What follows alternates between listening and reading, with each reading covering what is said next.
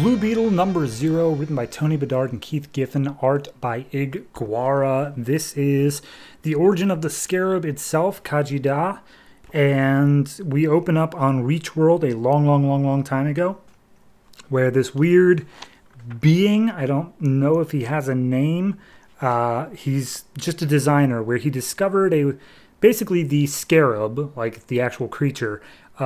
He managed to commandeer it and turn it into something that would be able to further the reach of the Reach. And they're like, okay, cool.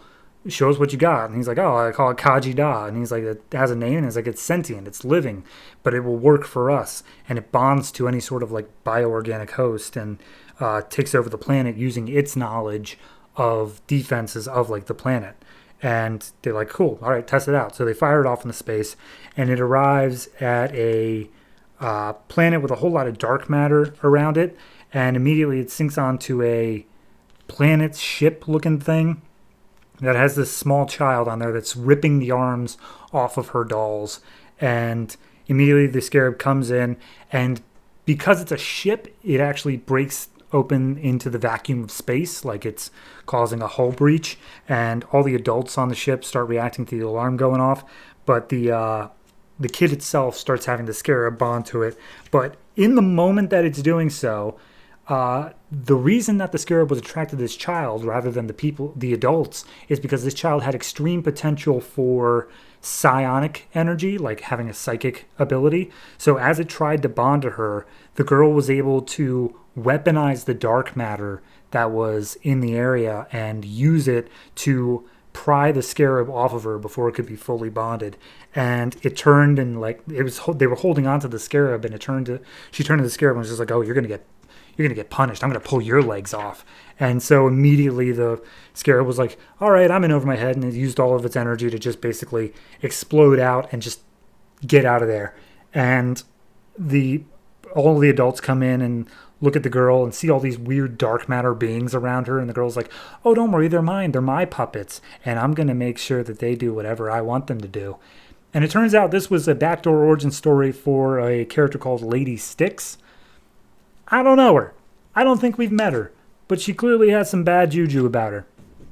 So anyway, they bring back the scarab, they do some repairs, and they send it back out again, and it immediately faces down against a Green Lantern, which we saw, I believe, in the Zero issue, and just knocked it out.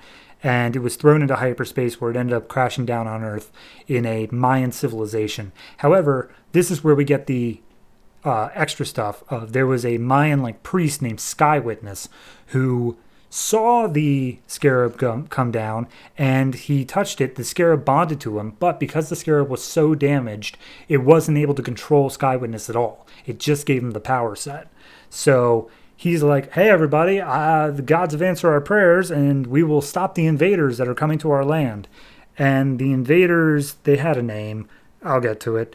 The Nahua. They were coming in, they were invading all these Mayan tribes, and the next time that they tried, Sky Witness came in with his superpowers, and they were all scared off and sent far away from the Mayan Empire to what was basically Mexico City nowadays. And in time, they developed their own culture, and it turns out that the god Quetzalcoatl, when they became the Incans, Quetzalcoatl was based off of how they remembered and how the legends told of Sky Witness. So anyway, even with the scarab's life support ability, it can't keep people alive forever. And Sky Witness is getting to too old of an age. And he basically tells his son, hey, look, people are going to want you to have this, but it has nothing to do with this. It's all about the power on the inside. And this is a weapon that people are going to want to use. So it needs to be buried with me. We need to just get rid of it. So he sends his son out of the temple and then brings the temple down upon himself.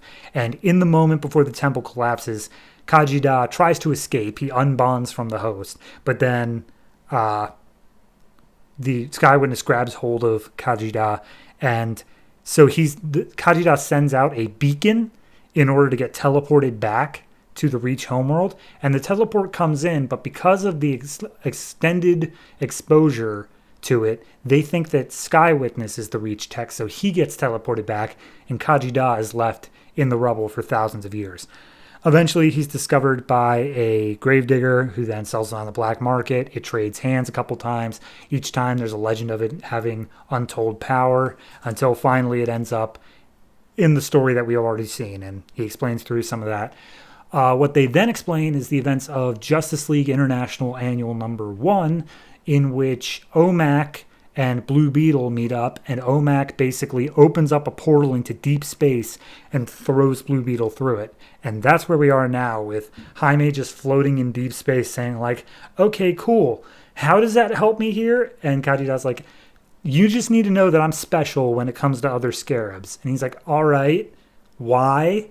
He's like, oh, it's because you're going to be meeting a few of them in like 5 seconds. And then all of a sudden, Jaime is surrounded on all sides by a bunch of different scarabs who are like, oh, Kajida, you are a traitor and you must be destroyed. And that's where we leave going into the next arc, I presume. It's so weird to me that they would have this critical plot change of him being sent into deep space in a completely separate story that Blue Beetle had never featured in prior to that issue. That is incredible to me that they just do that. I mean, they explained it here. They did straight up say, like, and then this happened, and now we're in deep space. But, like, it's a major shift, and it just happened. So, I don't know. It's a little bit jarring to see that actually was canon and is actually happening here with minimal explanation. But I can't say I dislike the issue. I think it's a solid enough thing. It's going to set up future things. I believe it said Sky Witness is actually coming back, so he'll be around, I presume. But overall, yeah, this was a pretty solid issue. I enjoy it. Maybe not. I don't know. I guess I would say it's on par with the other Blue Beetle issues, but for a different reason. Whereas the other ones have a humor to it, this one is just more of I like the lore they're setting up. So overall, I'd say this one gets a solid 7. Decent read overall. Definitely necessary for any Blue Beetle fans and worth checking out where it goes from there.